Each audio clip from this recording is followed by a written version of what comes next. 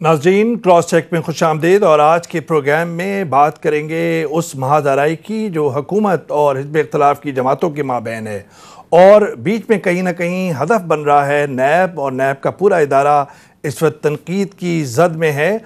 आज चेयरमैन नैब जस्टिस जावेद इकबाल साहब ने भी तफसीलन जो है वो बात की और सबसे पहले वो जवाब दिया जो फवाद चौधरी साहब ने कुछ रोज़ कबल एक टीवी प्रोग्राम में कहा था कि जो वज़ीर-ए-आज़म इमरान खान साहब के ख़िलाफ़ हेलीकॉप्टर का मुकदमा है, इस पे तो पूरी दुनिया हंस रही है और ये एक तौहीन है।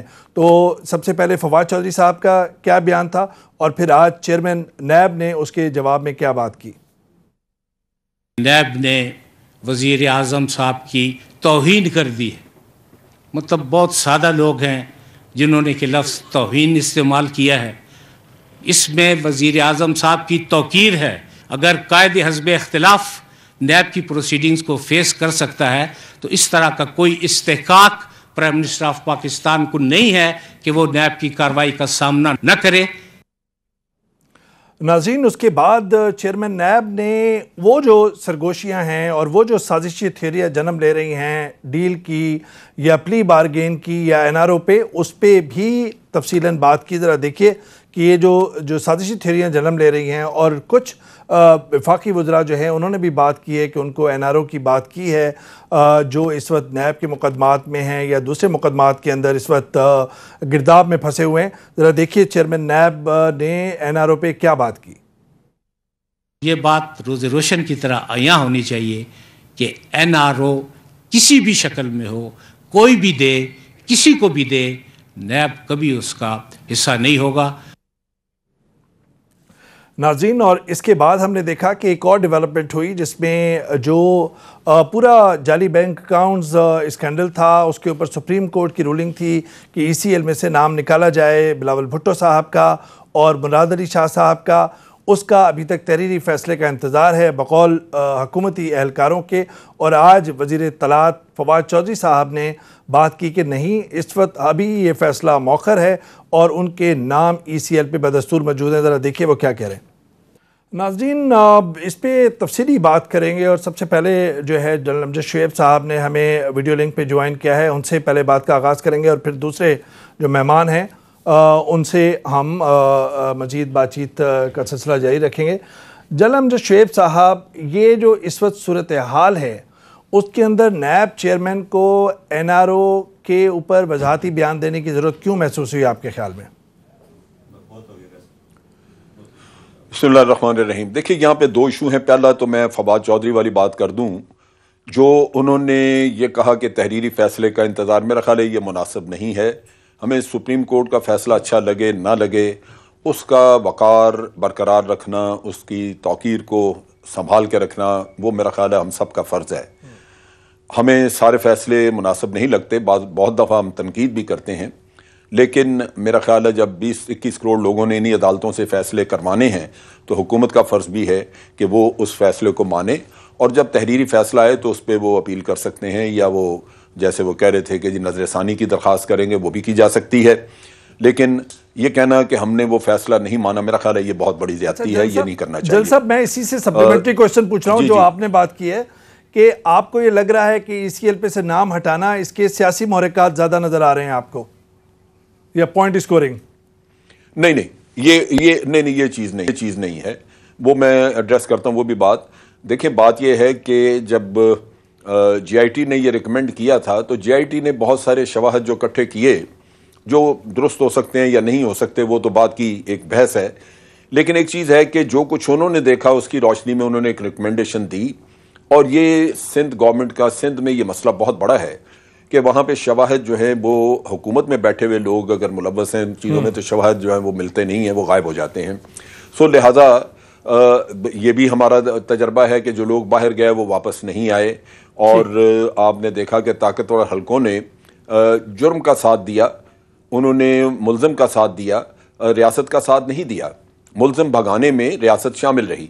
तो ये चीज़ जो है ये भी हमें देखना चाहिए कि ऐसे मौजूद हैं بہرحال حکومت اپنے طور پہ فیصلہ کرتی، لیکن اب چونکہ سپریم کورٹ اس میں شامل ہو گئے اور انہوں نے کہا، تو میرا خیال ہے وہ پھر ہمارے اوپر فرض عائد ہو جاتا ہے کہ ہم سپریم کورٹ کی جو بھی ان کی ججمنٹ کو مانا جائے. صحیح ہے. دوسری بات آپ نے میں آپ سے واپس آ رہا ہوں جنرل صاحب، میں واپس آ رہا ہوں آپ کے پاس. اسی آپ کی جو نقطہ اٹھایا آپ نے، وہی اسٹوڈیو میں ہمارے ساتھ موجود ہیں مشرف زیدی صاحب، جانا مانا نام، معروف تجزیہ کار اور لکھاری، سوشل سائنٹسٹ. بہت شکریہ مشرف زیدی صاحب. یہ جو پہ سے نام ہٹانا، پھر اس پہ مؤخر کرنا، پھر ایک جو سیاسی محاذر آئی ہے، اس کو آپ کس طرح دیکھ رہے ہیں اس وقت؟ دیکھیے ویس، میرا خیال ہے کہ یہ اب تو ایک اور جے آئی ٹی کا بھی فیصلہ آ گیا ہے، یہ جو اعظم سواتی صاحب کی جے آئی ٹی کا تھا. جی ہاں. این ممکن ہے کہ جو نرمی کا اظہار، جس نرمی کا اظہار چیف جسٹس نے سندھ والے کیس میں کیا، وہی شاید وہ اس میں کریں. لیکن اصل میں یہ جو ہائی ویلیو ٹارگٹس ہیں اس اکاؤنٹیبلٹی پروسیس کے، ان کے اوپر ڈیبیٹ جو ہے، یہ پچھلے دن بھی آپ کے ساتھ بھی یہ بات ہوئی کہ ان کے اوپر ڈیبیٹ جو ہے وہ ایک طرح سے ناقص اور اتنی زیادہ اس کا حاصل نظر نہیں آتا، کیونکہ بنیادی طور پہ جو ان جے آئی ٹیز یا ان پروسیسز کا جو آؤٹ کم ہے وہ سوسائٹی یا اسٹیٹ سٹرکچرز میں جو جڑ گئی ہے کرپشن، اس کا تو یہ توڑ کسی طرح سے بھی نہیں ہے. یہ اور کیونکہ جانبدارانہ طریقے کا ایک سما پریزنٹ کرنا، چاہے وہ واقعی غیر جانبدار ہو یا نہ ہو، لیکن جانبدار اس کو دکھا کے لوگ اس کا سیاسی فائدہ بھی اٹھا سکتے ہیں، جس کو آپ وکٹمائزیشن یا وکٹمہڈ کہتے ہیں. تو اگر ایک consistent policy who across the board تو یہ بہت بہتر ہوگا، کیونکہ اگر اس پروسیس نے، اکاؤنٹیبلٹی کے پروسیس نے کنٹینیو ہونا ہے تو اس کے لیے غیر جانبدارانہ اور انڈسکرمنیٹ ہونا بہت ضروری ہے. ایک یہ بات، اور دوسری بات یہ کہ ہم نے ماضی میں بھی دیکھا، اسٹیبلشمنٹ کا کردار بھی دیکھا اور سیاستدانوں کا بھی دیکھا کہ کہیں نہ کہیں ڈیل ہو جاتی ہے اور وہ اکاؤنٹیبلٹی پروسیس پہ ایک کوئی نہ کوئی داغ چھوڑتی ہے. نیب کا جیسے پلی بارگین کا مسئلہ ہے، آج چیئرمین نیب نے یہ بات کی کہ جی نہ سرنگو ہوگا نیب کسی بھی دباؤ میں، اور این آر او کے کوئی چانس ہی نہیں ہے. اس سے پہلے ہم نے دیکھا کہ کچھ وفاقی وزراء نے یہ بات کی ہے کہ پلی بارگین ہو سکتی ہے، اور اس کی رقوم بھی بتائیں کہ $2 ارب یا وہ. آپ یہ بتائیے کہ سارے اکاؤنٹیبلٹی پروسیس کے اندر کہیں نہ کہیں اتنی بڑی خامی ہے جو مسئلہ چھوڑتی ہے اس این آر او یا ڈیل کی، اور جس میں اسٹیبلشمنٹ اور ہمارے جو سیاسی کھلاڑی ہیں پرانے، وہ سب شامل ہو جاتے ہیں اور پھر لگتا ہے کہ پھر وہ میدان میں آ سکتے ہیں. ویس مجھے لگتا ہے کہ ہم نیگوشیشن کی جگہ جو ہے اس کو کیوں چھوڑی جاتی ہے.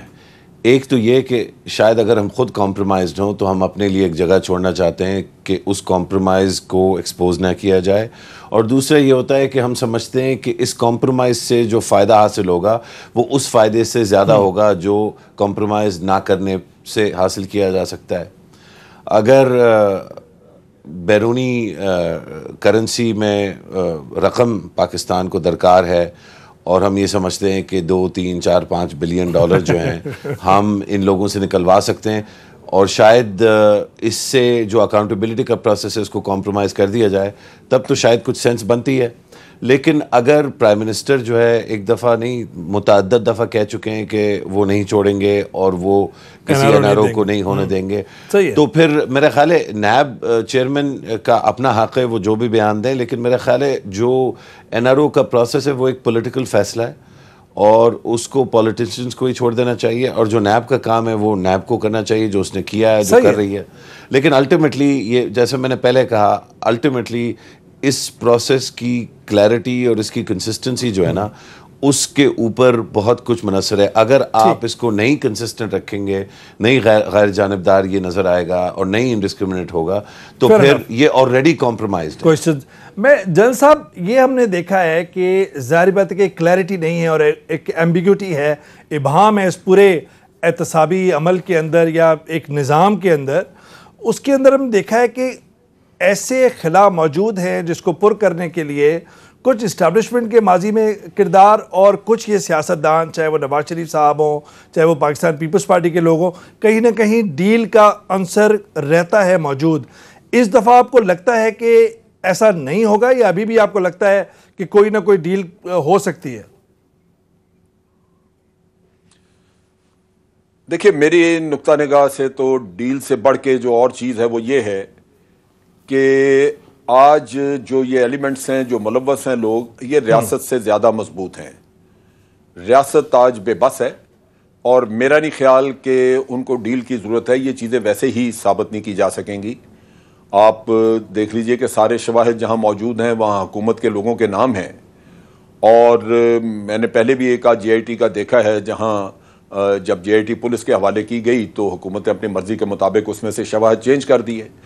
اب یہ چیز جو ہے یہ بڑی حیرانی کی بات ہے. اور جگہوں پہ یہ ہوتا ہے دوسرے ممالک میں کہ جب اقتدار میں بیٹھا آدمی اگر اس پہ الزام آ گیا تو وہ اقتدار چھوڑتا ہے، اسی وجہ سے کہ تاکہ اس کا شبہ نہ رہے کہ اس نے اقتدار میں رہ کے اپنا اثر رسوخ استعمال کیا ہے. لیکن یہاں لوگ اقتدار میں موجود رہتے ہیں، اور ان حالات میں اگر آپ دیکھیں، مثال کے طور پہ آپ اسحاق ڈار والا قصہ دیکھیں، دو دوسرے ان کے میاں صاحب کے بیٹے بھی تھے. اب پرائم منسٹر اس کو اپنے ہی جہاز میں بٹھا کے تو باہر چھوڑاتے ہیں. اب جب وہ ملک سے باہر چلے گئے اور وہاں سے بیٹھ کے پرائم منسٹر کئی دفعہ ان کے ساتھ میٹنگز کرتے ہیں، عدالتیں جیسے رزاق داؤد کو جو ہے ٹھیکہ مل گیا مومن ڈیم کا. اچھا دیکھیں میں مقابلہ نہیں اس کا کر رہا، آپ بعد میں جتنا مرضی اس پہ ان کے اوپر کریں، اعلان تان کریں، مجھے اس پہ کوئی اعتراض نہیں. لیکن میں تو اقتدار میں بیٹھے لوگوں کو، میں تبھی اس کا بھی میں رزاق داؤد جو اقتدار میں انہی کی بات کریں. مشرف زیدی کے لیے، میں مشرف زیدی کے نالج کے لیے یہ بھی کہتا ہوں کہ میں بلکہ چاہوں گا کہ جو آج اقتدار میں ہیں ان کا آج احتساب نہ ہو. یہ ریاست مدینہ کی بات تو کرتے ہیں لیکن مجھے یقین نہیں ہے اس احتساب کا، کیونکہ اگر آج احتساب ان کا ہوتا ہے یہ سارے بچ نکلیں گے، یہ سارے بچ جائیں گے. ان کا احتساب کسی آنے والے کو کرنا چاہیے. ہماری ابھی احتساب کا نظام اور اخلاقیات اتنی مضبوط نہیں ہوئی کہ اقتدار میں بیٹھے ہوئے آدمی کا آپ آسانی سے احتساب کر لیں. صحیح ہے جن صاحب، مجھے شبہ ہے پہلے اگر آپ رزاق داؤد کا یا کسی کا آج کرنا چاہیں. میں نے کہا جن صاحب دیکھیے یہ جو آپ کی لاجک ہے وہ پاکستان کے نظام کے حساب سے تو اس میں کچھ نہ کچھ وزن لگتا ہے، لیکن ویسے یہ گراؤنڈ ہولڈ نہیں کرتی کہ اس کو آپ ڈھیل دیتے رہیں اور وہ اقتدار میں رہیں. ایسے لوگ سارے جیسے اخلاقی جواز بن رہا ہے رزاق داؤد صاحب کا، ان کی ڈیسکون کمپنی ریپیوٹیبل ہے جو بھی ہے، لیکن ایک کانفلکٹ آف انٹرسٹ ہے. اور اسی طریقے سے آپ دیکھ لیجئے کہ اعظم سواتی صاحب کو بھی he was compelled to resign, he did not resign. اور یہ جو معاملات ہیں کہ ایک پرو ایکٹیو میڈیا ہے جہاں صاحب، اور ایک دوسرا ایک پریشر ہے، اس کے باوجود ہم دیکھتے ہیں کہ کہیں نہ کہیں لوپ ہولز ہیں اس پورے سسٹم کے اندر. غلام سرور خان صاحب بھی ہیں ان کے. میں تو یہ مانتا ہوں، میں تو اسی وجہ سے یہ کہہ رہا ہوں میں تو اسی وجہ سے یہ کہہ رہا ہوں کہ یہ آپ کے لیے تقریباً ناممکن ہوگا کہ آپ اس وقت احتساب کر سکیں ان لوگوں کا جو اقتدار میں ہیں. میں یہ نہیں کہہ رہا کہ ان کا احتساب ہونا نہیں چاہیے. نہیں وہ تو صحیح ہے. پہلی بات تو یہ ہے کہ رزاق داؤد والا قصہ وغیرہ، رزاق داؤد کا قصہ تو اب ہوا نا، علیم خان وغیرہ یہ سارے لوگ ان کے 6-7 سال پرانے کیسز ہیں. کدھر سے مرے ہوئے یہ پہلے لوگ جنہوں نے کرنا تھا احتساب، کیوں نہیں کیا ان لوگوں کا؟ آج جو چیخیں مار رہے ہیں ان کا، میں تو ان کا جواز ہی نہیں مانتا. بھئی آپ لوگ پہلے ملی بھگت کرتے رہے، آپ کا کام تھا کہ ان کا احتساب کرتے. جو پرانے کیسز ہیں لٹکے ہوئے نیب کے پاس پڑے ہوئے ہیں. اب میں اچھا نیب کے اوپر اعتماد کیوں اٹھتا ہے؟ وہ اسی لیے کہ یہ 7 سال سے کیس پڑے ہوئے ہیں. ٹھیک ہے، نیب کا مینڈیٹ یہ تو نہیں تھا. آپ کیوں پکڑ لیتے ہیں آدمی کو اگر آپ نے کیس آگے؟ ابھی آپ دیکھیے راجہ پرویز اشرف، وہ ٹینٹڈ آدمی بنایا ہوا آپ نے، یوسف زا گیلانی بنایا ہوا، ان کی جان نہیں چھوٹتی کیونکہ 7 سال سے نیب نے لٹکا کے رکھا ہوا ہے. صحیح ہے. اب میں سر میں آپ کے پاس واپس آ رہا ہوں، آج چیمہ کو بھی 8 مہینے ہو گئے، میں واپس آ رہا ہوں، میں جن صاحب آپ کی طرف واپس آ رہا ہوں. صرف میں مشرف سے انپٹ لے لوں. مشرف جی آپ کچھ کہہ رہے تھے یا میں سوال آپ سے پوچھوں؟ نہیں آپ ضرور پوچھ لیجئے. بس کیونکہ جل صاحب نے وہ فرمایا، مجھے لگتا ہے مطلب یہ بھی ممکن ہے نا کہ جو لوگوں کا ابہام یا جو لوگوں کی خدشات ہیں نیب کے پروسیس کے بارے میں، ان کا ایک عنصر یہ ہے کہ ایک کیس 6 سال کے لیے پڑا رہے گا، پھر اچانک اٹھائے گا، ایسے وقت پہ اٹھے گا جیسے سیاسی جو آپ کی ایک تسلسل ہے اس کے اندر ایک کوئی نئی چیز آتی ہے تو اچانک سے کیس آ جاتا ہے. تو میرا خیال ہے کہ یہی میرا مقصد تھا. میں جو غیر جانبدار پریڈکٹیبل کنسسٹنٹ پروسیس کی بات کر رہا تھا, اس میں جو سب سے بڑا شاید ایلیمنٹ ہے وہ یہ کہ کسی کرپٹ سیاستدان یا کسی کرپٹ شخص کو یہ چیخنا یا چلانے کا موقع نہیں ملنا چاہیے کہ یہ سیاسی جو ہے وکٹمائزیشن ہو رہی ہے. اس لیے ہم کہتے ہیں کہ نیب کو زیادہ کنسسٹنٹ اور پرو ایکٹیو اور انڈسکرمنیٹ ہونا چاہیے. اچھا مشرف صاحب کے پوائنٹ سے جنرل صاحب یہی بات ہے کہ سیاسی جواز مل جاتا ہے کہیں نہ کہیں. فار ایگزامپل آپ دیکھیے کہ اصغر خان کیس ہے, آج بھی لواحقین نے اپنا جواب جمع کرایا سپریم کورٹ میں. اسی حکومت میں جب ایک احتسابی مہم جاری ہے, احتسابی جنگ جاری ہے, تو پھر ایف آئی اے کو یہ کیا ضرورت تھی کہ وہ کہے کہ جی اب کوئی اویلیبل نہیں ہے, کچھ نہیں ہے, جبکہ آپ کو پتہ ہے کہ اس سارے کیس میں سیاستدان بھی شامل ہیں. سابق آئی ایس آئی کے سربراہ اسد درانی صاحب کا بیان ہے, جنرل اسلم بیگ صاحب کا بیان ہے, تو پھر وہاں پہ بھی جی آئی ٹی بن سکتی تھی تاکہ سیاسی جواز تو نہ ملے دوسری پارٹیز کو. دیکھیں میں ایک چیز عرض کروں, میں اس میں میرا نقطہ نگاہ کیا ہے. دیکھیں یہ کیس بنا اس وجہ سے کہ اسد درانی نے اپنا ایک اعترافی بیان دیا جو کہ ایفیڈیوٹ کی شکل میں ہے. اگر عدالت یہ سمجھتی ہے کہ اسد درانی نے سچ کہا, یعنی وہ کہتا ہے میں نے پیسے دیے, اگر پیسے دینا اس کی بات سچ ہے تو جن لوگوں نے لیا وہ بھی اس کا سچ ہے, ایفیڈیوٹ تو موجود ہے اس کا, پھر کیوں نہیں عدالت ان کو بلاتی. اگر لینے والے کہتے ہیں کہ جی ہم نے کسی نے نہیں لیا تو پھر دینے والے نے بھی نہیں دیا, وہ ہوا میں چلا گیا پیسہ, کہاں مطلب اگر اس نے دیا ہے تو پھر کسی نے لیا بھی ہے. اب یہ چیز بھی سر, ہاں میں یہ کہہ رہا ہوں کہ سر NRO ہو گیا, یہ زبردستی الجھایا گیا ہے. اس میں سیدھا ان سیاستدانوں کے جن کے نام تھے ان کو بلانا چاہیے تھا. اگر پیسے دینے والی بات سچ ہے تو پھر جن کے نام ہے وہ بھی سچ ہے, اور یہ کیس اسی بنیاد پہ چلنا چاہیے تھا. میرے خیال کے مطابق آپ آدھا کیس مانتے ہیں, ایک طرف کہتے ہیں کہ جی دینے والی بات سچ ہے لیکن لینے والے ہمیں مل نہیں رہے, ٹھیک ہے, تو آپ کیسے سزا دیں گے کسی کو. ٹھیک ہے مشرف صاحب, کنکریٹ ریمارکس, یہ سیگمنٹ ختم ہو رہا ہے, کوئی کنکریٹ ریمارکس آپ اگر دینا چاہیں. نہیں, ہاں نہیں, اس موضوع پہ کوئی کنکلوڈنگ ریمارکس اس لیے نہیں ہو سکتے کیونکہ اس ملک میں احتساب کا ڈنڈورا پیٹنا جو ہے وہ ایک سیاسی عمل سمجھا جاتا ہے, اور اس میں غیر جانبدارانہ جو ہے ہمیں ایک تسلسل نہیں نظر آتا. ہمیں بار بار سیاستدانوں کو مشرف اس میں میں ایڈ کرنا چاہوں گا, یہ ایکچولی میرا اختتامی وہ میں آپ کے بھی اختتامی کامنٹس آپ بھی دیجیے گا 30 سیکنڈ. جی جنرل صاحب پلیز. میں یہ مشرف کے لیے عرض کرنا چاہ رہا ہوں, دیکھیں سیاسی الزام تو ہو سکتا ہے لیکن ایک چیز واضح ہے کہ ایک فلودے والے کا اکاؤنٹ نکلا, اس میں سے اربوں روپیہ گیا ہوا تھا, ایک ٹانگے والے کا نکلا, ایک رکشے والے کا نکلا, یہ تو حقیقت ہے نا. ٹھیک, صرف یہ فرق ہو سکتا ہے کہ جی ہم نے زرداری صاحب کا نام لگا دیا. بھئی اگر زرداری صاحب نے نہیں لیا تو سندھ کی حکومت باقی نکالے نا, اصلی بینک تو انہی کا تھا جیسے لیکن سمٹ بینک ان کا تھا, سندھ بینک ان کا تھا. احتساب سب کا ہو, ہمیں اصل آدمی دے دیں. جی مشرف, نہیں وہ سب کا تو ہو, لیکن اس کیس میں تو ہمیں اصل نام دے دیں کہ جی اچھا وہ اکاؤنٹ ہم نے پتہ کر دیے وہ ان لوگوں کے تھے, یہ پیسہ لے کے گئے, چلے زرداری صاحب نہیں تھے.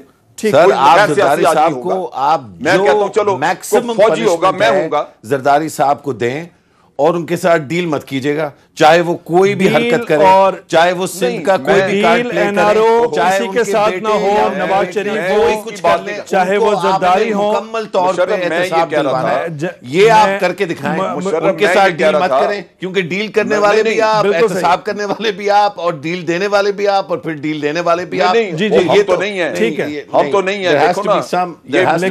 آپ نے یہ بات کی, آپ نے بات کی کہ یہ سیاسی ہو جاتا ہے, میں نے کہا چلو سیاسی پورشن نکال دیجیے.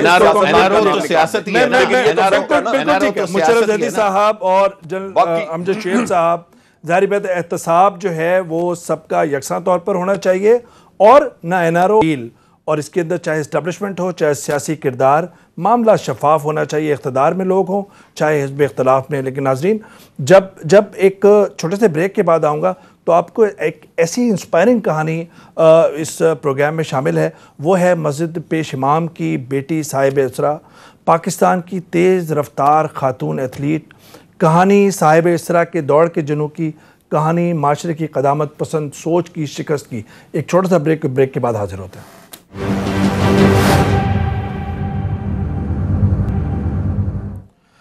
ناظرین ویلکم بیک، اور اس میں ہم شامل کریں گے ایک ایسی انسپائرنگ کہانی جو پاکستان کی تیز ترین ایتھلیٹ 19-20 سال کی یہ لڑکی ہے، فیصل آباد سے تعلق ہے، نام صاحب اسرا ہے اور حجویری ٹاؤن جو ایک محلہ ہے فیصل آباد کا، وہاں پہ رہائش پذیر ہیں۔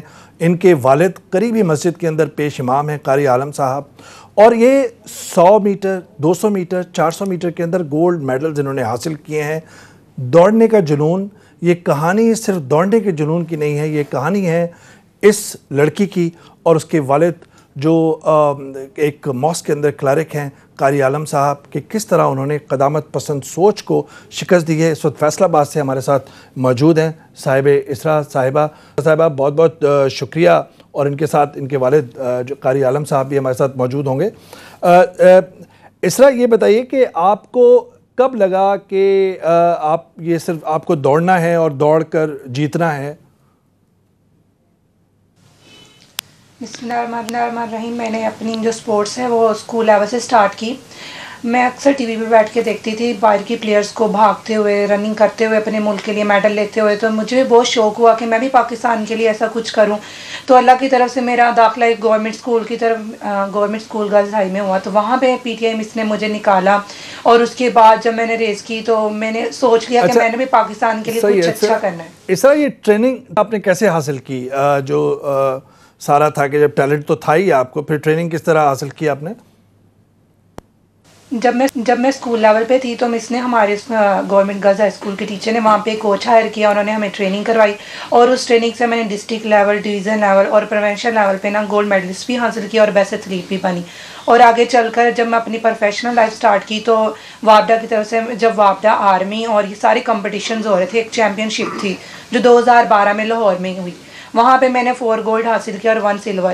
ابھی رابعہ عاشق جو ریسنٹلی اولمپئن بن کے آئی تھی، میں نے ان کو بیٹ کیا، وہاں سے پھر میری پروگریس کا آغاز شروع، میری جنون کی حد ایسی تھی، اب میرا بھی یہی ایم ہے کہ میں بھی اولمپئن بنوں اور ورلڈ چیمپئن بنوں، تو اس کے لیے میں نے اپنی ایک ایم بنا کے چلنا شروع کر دیا۔ جو یہ 2018 میں آپ نے 100 میٹر بھی جیتی، 200 میٹر بھی جیتی، 400 میٹر بھی جیتی، سب گولڈ میڈل آپ نے حاصل کیے، اتنا بڑا کارنامہ؟ جی، میں نے ان تینوں ریسز میں گولڈ میڈل بھی حاصل کیے ہیں اور تینوں ہی ریسز میں بیسٹ ٹائم کیے ہیں۔ میں نے 100 میٹر 11.60 میں فاصلہ طے کیا اور فاسٹسٹ ویمن بنی، اور 200 میٹر میں نے 24 کی لگائی، اور اسی طرح 400 میٹر 55.36 میں نے طے کیا۔ اچھا بتائیے گا کہ یہ جو سارے، ظاہری بات ہے کہ اس پورے اس کے اندر اچیومنٹس کے اندر مشکلات کا کس طرح سامنا کرنا پڑے؟ یہاں تو معاشرے کے اندر آپ سڑک پہ نکلیں تو ظاہری بات ہے کہ پھر مسئلہ خواتین کو، اور کھیلوں کے اندر تو ان مسائل کو عبور کیسے کیا آپ نے؟ کافی مسائل کا حل تھا۔ پہلے اول پہ تو یہ تھا کہ میں ایک مذہبی گھرانے سے تعلق رکھتی تھی، تو کافی ساری باتیں سننا پڑی، لیکن پھر بھی میرے ابو نے مجھے بہت سپورٹ کیا، گھر والوں نے بہت سپورٹ کیا، فیملی نے بہت سپورٹ کیا، اور رشتہ داروں نے بھی کافی سپورٹ کیا، کیونکہ میرے شوق کو دیکھتے ہوئے میرے ابو نے مجھے بہت سپورٹ کیا، اور مجھے لے کے آنا جانا کافی ایکسپینسو تھا، کیونکہ گیم کرنا، آنا جانا، ڈائٹ، آپ کو پتہ ہے ایک اچھی ڈائٹ ہونی چاہیے پلیئر کے پاس، اچھے وسائل ہونے چاہیے، جو کہ میرے پاس نہیں تھے۔ اور اکثر آپ کو پتہ ہے کہ جب لڑکیاں باہر نکلتی ہیں تو بہت سارے ٹونٹ لڑکیاں مارتے سننے کو ملتے ہیں، لیکن جی، ملکوں میں تو اسرا باہر جو بھی چاہے ایتھلیٹ ہو، کچھ ہو، سڑکوں پہ دوڑ سکتا ہے، پہاڑوں پہ دوڑ سکتا ہے، یہاں پر خواتین کے ساتھ مسئلہ کیسا ہے؟ یہاں پر کافی مسئلہ ہے۔ آپ کو پتہ ہے گھر سے نکلنا اتنا مشکل ہے، تو یہ اگر ہم روڈوں پہ بھاگیں یا پھر کہیں آپ یہاں پہ قریبی کسی باغ میں چلے جائیں گے، وہاں پہ 100 لوگ اکٹھے ہو جائیں گے، 100 باتیں کریں گے۔ ابھی ہم ریسنٹلی، میں آپ کو بات بتاتی ہوں، ہم گراؤنڈ میں ٹریننگ کر رہے، تو وہاں پہ سامنے انکل بیٹھے ہوئے تھے محفل میں، تو سب لوگ یہ کہہ رہے تھے کہ یہ کرسچن ہے۔ وہاں پہ ہماری ایک لڑکی کے فادر بھی بیٹھے ہوئے تھے، لیکن وہ نہیں بولے کہ میری بیٹی بھی گیم کر رہی ہے۔ وہاں پہ یہاں پہ لوگ یہ سمجھتے ہیں جو لڑکیاں اسرا مجھے یہ بتائیے کہ جو خواتین ہیں، اسپورٹس میں ہیں، دوسری ہیں، ان کے لیے کوئی پیغام آپ کا؟ میرا ان کے لیے یہی پیغام ہے کہ انسان کو جس چیز میں پیشن ہو، جذبہ ہو، اس کو وہ چیز نہیں چھوڑنی چاہیے کسی کے پیچھے، بلکہ اس کو کر کے دکھانا چاہیے۔ اور مستقبل کے کیا پلان ہیں، اور کیا اس میں کیا مسئلہ لگ رہا ہے آپ کو؟ मुस्तकबिल में अभी हमारे नियर सैफ गेम है, मेरा बहुत ज़्यादा उसमें एम है कि मैं कुछ करना चाहती हूँ, एक जुनून है मेरे में कि मैं पाकिस्तान के लिए गोल्ड जीतूँ, लेकिन उसके लिए मेरे एक्सपेंसिव और मैं चाहती हूँ मुझे स्पॉन्सर मिले या फिर हुकूमत मुझे कहीं अब्रॉड भेजे ट्रेनिंग करने के लिए ताकि मैं इससे अच्छा कर सकूँ, क्योंकि आपको पता है श्रीलंका, इंडिया, बांग्लादेश हमसे काफ़ी आगे, क्योंकि वहाँ पे हर तरह की जो प्लेयर्स उनको वो फैसिलिटी और वसाइल हर तरह के मौजूद है। उनकी अगर अच्छी एक प्लेयर अच्छी निकलती है तो उनको आगे अच्छे लेवल के लिए बाहर भेजा जाता है ट्रेनिंग के लिए, जिसकी वजह से वो अपने मुल्क का नाम नहीं बिल्कुल सही है। इस तरह ये हमारा जो स्पोर्ट्स बोर्ड है वो इतना मददगार नहीं, फिर फंड्स का भी रोना रोते हैं। आपका किस तरह तजर्बा है? बिल्कुल ऐसी बात ये क्योंकि पाकिस्तान में किसी भी फेडरेशन का आप सुन लेंगे उनके पास फंड्स नहीं है, और पाकिस्तान में एक ये भी बात है कि जो ख़वातीन हैं उन पर इतनी तवज्जो नहीं दी जाती, जो लड़के हैं उनको ज़्यादा हमसे आगे रखा जाता है, उन पर ज़्यादा तवज्जो दी जाती है, उनको बाहर भी ट्रेनिंग के लिए भेजा जाता है। जो लड़की है वो कहते हैं इसके मसले मसाइल काफ़ी होते हैं, इसलिए हमें ट्रेनिंग के लिए बाहर तो भेजा ही नहीं ना जाता। सही है, सबको फ़ख्र है। कारी आलम साहब, ज़ाहिर बात है कि आप इस बच्ची के वालिद हैं और इस बच्ची का जुनून था, ये बताइए कि आपने सपोर्ट कैसे किया? कि वैसे तो क़दामत पसंद सोच के कि ख़वातीन पर्दे में रहें, कॉलेज ना जाएं, यूनिवर्सिटी ना जाएं, आपने किस तरह सपोर्ट किया बच्ची को? बिस्मिल्लाहिर्रहमानिर्रहीम। मेरी बच्ची पहले स्कूल में दाखिल थी, पढ़ती थी, होते उसमें शौक लगा, टीचर ने भी आके दस्या सन कि असी क्या भी चले तो शौक है वो पूरा हो लैन दो, इस वास्ते असी उसी रोका नहीं है कि जिस तरह जित के आती सी सानू खुशी भी होती सी। सही। ये मुझे बताइए कि आप ख़ुद भी ज़ाहिर बात आलिम दीन हैं, आपका क्या पैगाम है जो घरों में बच्चियों को रोकते हैं, उनको उम्मीदों के साथ आज़ाद छोड़ो ताकि वो हर रेस जीत सके दुनिया में, आपको क्या पैगाम है? जी काफ़ी करना पड़ता है जी, क्योंकि दोस्तों दी गल्लां सुनना भी पैणियां, असीं कि विचों तो करते नहीं है, लेकिन पता होंदा भी जेड़े दोस्त सही हैं या जेड़े गलत हैं। और ये आपको और बच्ची को, साहिबा को, माशरे की तरफ से क्या रुकावट का सामना करना पड़ा? इंशाअल्लाह जी सारा पैगाम यही है जी, जेड़ी बच्ची नूं शौक है जी उन्होंने रोकना नहीं चाहिए, वैसे बच्चियों का शौक जोड़ा पूरा होना चाहिए। सारे वसाइल बिल्कुल जोड़ा को नहीं है, नहीं तो मैं जिन्ना जोगर सीगा मैं अपनी बच्ची वास्ते कीता जी, इस तो अगे वसाइल मेरे को नहीं। हुकूमत नूं चाहिए कि इहदे वास्ते कुछ करें जी। बहुत बहुत शुक्रिया कारी आलम साहब, जो एक पेश इमाम मस्जिद में, और उनकी बच्ची जो पाकिस्तान की तेज़ तरीन एथलीट साहिब इसरा। कितनी इंस्पायरिंग कहानी है नाजरीन, और कितनी मुश्किलात का सामना है हुकूमत की जानिब से भी, स्पोर्ट्स बोर्ड की जानिब से भी, और फिर माशरे की जानिब से कितना इसके अंदर मुश्किलात होती हैं और क्या करना चाहिए। हम एक छोटा सा ब्रेक लेंगे और ब्रेक के बाद जब आएंगे तो पाकिस्तान की माय नाज क्रिकेटिंग स्टार सना मीर और मारूफ स्पोर्ट्स जो तजियाकार हैं आलिया रशीद, उनसे भी इस मसले पर रोशनी डालेंगे। एक छोटा सा ब्रेक।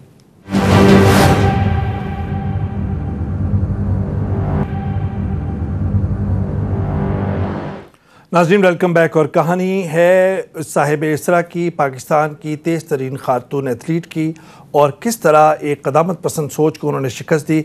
और हमारे साथ इसी मामले पर बातचीत करने के लिए मौजूद हैं मायनाज क्रिकेटिंग स्टार सना मीर साहिबा, बहुत बहुत शुक्रिया, और मारूफ स्पोर्ट्स सहाफ़ी और तजज़ियाकार आलिया रशीद साहिबा।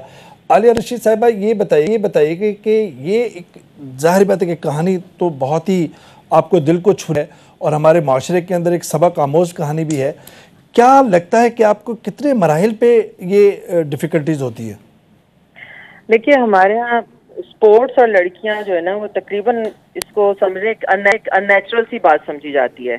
सोशल डायनामिक्स को तब्दील करने की ज़रूरत है, और सोच है, एक तो एथलेटिक्स को वैसे ही किसी नौजवान की एजुकेशन के लिए मेरा ख्याल है ज़रूरी समझते ही नहीं है, और फिर कुछ ये कि लड़कियां तो ये ज़रूरत है बताने की कि जो ख़वातीन हैं वो सिर्फ सिल्की स्मूथ स्किन नहीं है, और पतली कमर के अलावा भी औरत कुछ है, वो जहन है, एहसास है, फिक्र है। और फिर जब स्पोर्ट्स में आना चाहती है तो फिर जो प्रॉब्लम्स होती हैं वो तो ऐसी है कि हर वक्त मेरा ख्याल है अपने ख्वाबों को परस्यू करने के लिए लड़की को मुसलसल लड़ाई करनी पड़ती है, कभी घर वालों से, रिश्तेदारों से, प्रोफेशनल लाइफ में ना आपके पास बेहतर ट्रेनिंग की सहूलत है, ना एक्सपोजर है, لیکن آپ شائن پھر بھی کر جاتے ہیں. یہ آپ کی ایک انڈیویجول بریلینس کی بات ہے, شوق کی بات ہے. مقابلے کا رجحان دیکھیں جتنا عورت میں پایا جاتا ہے کس میں شاید ہی کسی اور میں پایا جاتا ہے. میرا خیال ہے جتنا عورتوں میں ہوتا ہے. وہ فائٹ کرنا چاہتی ہیں, اپنی اسکل دنیا کے سامنے شو کرنا چاہتی ہیں. میں تو بہت ہی امپریس ہوئی ہوں. یہ سٹوری واقعی بہت زبردست ہے. میں ایک آپ سے ضرور ایک حدیث شیئر کرنا چاہتی ہوں کہ رسول اکرم صلی اللہ علیہ وسلم نے فرمایا تھا کہ اپنی بچیوں کو گھڑ سواری اور نیزہ بازی سکھاؤ. لیکن بدقسمتی ہمارے معاشرے کی یہ ہے کہ ہمارے عالم ہمیں اس قسم کی حدیثیں نہیں بتاتے جس سے کہ عورت کی امپاورمنٹ کا احساس ہو, یا اس کو بھی احساس ہو کہ وہ بھی انسان ہے, وہ بھی سانس لے سکتی ہے. تو بہت ہی زیادہ خوشی اور میں مبارکباد دیتی ہوں ان کے والد صاحب کو جنہوں نے سوسائٹی کے نارمز کو اور سوچ کو کہ لوگ کیا کہیں گے اس کو شکست دی ہے اور اپنی بچی کو فلی سپورٹ کیا ہے. اور اب ہمارا سب کا فرض ہے کہ ہم جتنا بھی ہیلپ کر سکتے ہیں ان کو آگے لے جانا چاہیے. گورنمنٹ ابھی کل ہی پرائم منسٹر صاحب عالیہ آپ میرے ساتھ ہی رہیے گا. ثنا میر صاحبہ ہیں, ظاہر بات ہے کہ سابق کپتان پاکستان ویمن کرکٹ ٹیم کی اس وقت ورلڈ 11 میں سلیکٹ ہوئی ہیں. ثنا میر صاحبہ, کیا یہ ہر کلاس بیک گراؤنڈ کے ایک خاتون کو مسئلہ ہوتا ہے اسپورٹس کی فیلڈ میں, اسپیشلی آپ کی کیا آبزرویشن ہے؟ بالکل جی, سب سے پہلے تو مبارکباد دوں گی دونوں والد اور بیٹی کو جنہوں نے مطلب اوبویسلی مل کے یہ ایک چیز کو اچیو کیا. اور بڑی زبردست اسٹوری اس لیے بھی ہے کیونکہ پاکستان کا جو ایک سوچ جاتی ہے باہر میں, نہ صرف ہماری عورتوں کے لیے بلکہ ہمارے مردوں کے لیے بھی. انٹرنیشنل میڈیا پہ جب نیوز جاتی ہے کہ جیسے بڑا ظلم کرتے ہیں سارے ہی آدمی, پر بڑے اچھے اچھے لوگ بھی موجود ہیں. اور میری بھی فیملی میں میرے والد کا رول یا میرے بھائی کا رول بڑا ہے. اسی طریقے سے یہ بچی کے جو والد ہیں انہوں نے ایک بہت بڑا دل اپنی بیٹی کو اس چیز کی اجازت دی ہے, کیونکہ اوبویسلی ہم لوگوں کے معاشرے میں ابھی بھی اجازت لی جاتی ہے. اور آئی تھنک یہ بڑا ایک زبردست میسج ہے کہ انہوں نے اپنی بیٹی پہ ٹرسٹ شو کیا اور انشاءاللہ یہ بھی پاکستان کا نام روشن کر کے اس طرح ہمارے ملک کا نام روشن کرے گی. اس وقت ہماری موجودہ کرکٹ ٹیم ہے اس کے اندر خواتین جو آتی ہیں اس کے اندر بھی اس طرح کی کہانیاں ہیں کہ خاندان سے پوری جدوجہد, معاشرے سے جدوجہد, ایک آن گوئنگ ایک اسٹرگل رہتی ہے خاتون کی.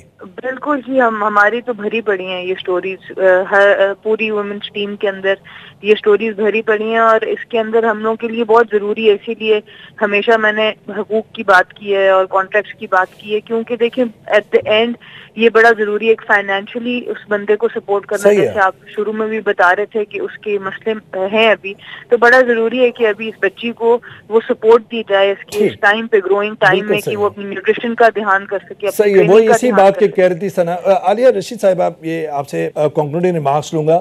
11,000 روپے اس کے پیش امام والد کی ایک آمدن ہے. اب یہ اسپورٹس بورڈ بھی اس طرح کی سپورٹ نہیں, تو کہاں سے سپورٹ اب ملنی چاہیے اس خاتون کو اور اس طرح کی اور دوسری خواتین اسپورٹس فیلڈ میں جو ہیں؟ دیکھیں سپورٹ جو ہے نا اس کی تو بہت زیادہ اہمیت ہے. پاکستان اسپورٹس بورڈ کو ڈیفینیٹلی اتنے شائننگ سٹار ہیں یہ, اور ایسی بچیوں کو سپورٹ کرنا چاہیے. میرا خیال ہے اسپانسرز اور کارپوریٹ مارکیٹ جو ہے ان کو بھی آگے آنا چاہیے, اور اس قسم کے جتنے بھی نوجوان بچے اور بچیاں ہیں جن کو ضرورت ہے کہ فائنینشیل ان کو سپورٹ کیا جائے ان کو کرنا چاہیے. اور میں مینشن کرنا چاہ رہی تھی کہ کل ہی پرائم منسٹر صاحب نے جو ہے پاکستان میں سپورٹس کے حوالے سے تمام ڈسکشن کیا ہے کہ امپروومنٹ کے لیے کیسے کام کرنا ہے. تو آئی ہوپ کہ وہ یہ دیکھ رہے ہوں یا ان تک پہنچے. بہت بہت شکریہ عالیہ رشید صاحبہ. اور حکومت, سرکار, معاشرے کی اجتماعی ذمہ داری, صاحب اسرا جیسی ساری جو ہیروز خواتین ہیں وہ ہم سب کی ہیرو ہیں, اس وطن کی اثاثہ ہیں. اور اسی جو پروموشن کی ان ویمن ایتھلیٹس کی اور ویمن اسپورٹس کی جو اسپورٹس فیلڈ میں ہیں ان کی اگر آپ پیٹرنائز کریں گے تو کنزرویٹو جو سوچ ہے اس کو بھی آپ اریز کریں گے اس معاشرے سے. اجازت دیجیے, اگلے ہفتے پھر ملاقات ہوگی. خدا حافظ.